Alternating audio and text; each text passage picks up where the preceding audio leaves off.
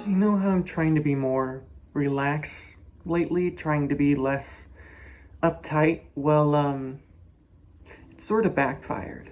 You see, one of the ways I was planning on being more relaxed is not having such a set schedule. I mean, of course I do things in a certain way, but I wake up when I want, I go to bed when I want, I don't set an alarm.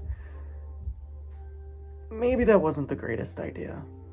Now, most of the time, this works perfectly fine. I go to bed around 10, I wake up around 6 or 7, it's no big deal. But today, I went to bed at 11, and I didn't wake up till 9. Now, luckily, I didn't have a whole lot of schoolwork to do today for whatever reason, and even though I have a couple of meetings, today isn't super busy, but when you cut what's typically a 12-hour day down to 9 hours, it's not great. So does this mean the alarm clock is coming back in full force?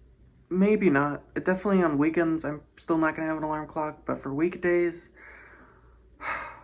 I'm gonna try. The only problem, and I'm gonna try to be as nice about this as possible, it's Emily.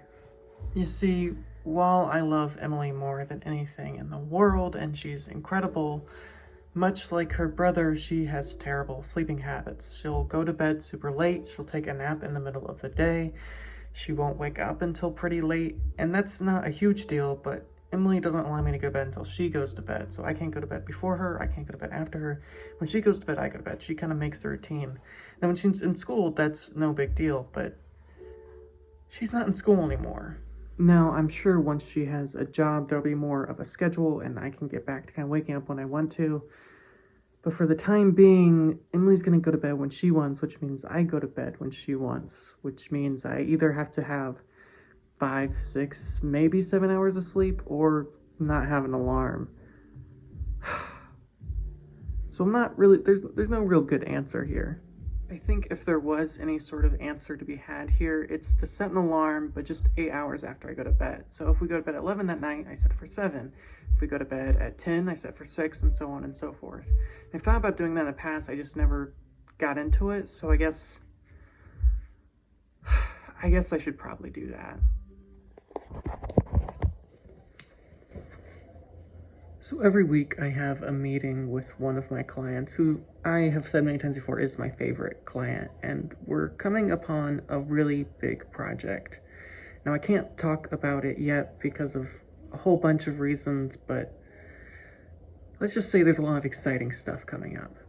Now the fact that this is also tied up with my feature film that I'm doing, the podcast which has started to grow, and everything else isn't great, but I mean, I'm fine for the time being, but I know that the next year is gonna be, it's gonna be a rough one.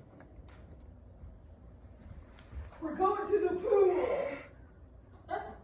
Yes, we are indeed going to the pool to relax for a bit, sit by the poolside. Are you gonna get in the water, Emily? I don't know. Probably not. I think I might dip my feet in, maybe jump in a little bit, but I don't know if it's warm for like a good swim today. Tomorrow, maybe. I do have a meeting at 7, which...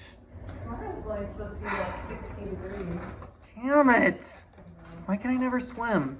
Well, Thursday and Friday is supposed to be in the 80s. You said it was gonna be warm Monday.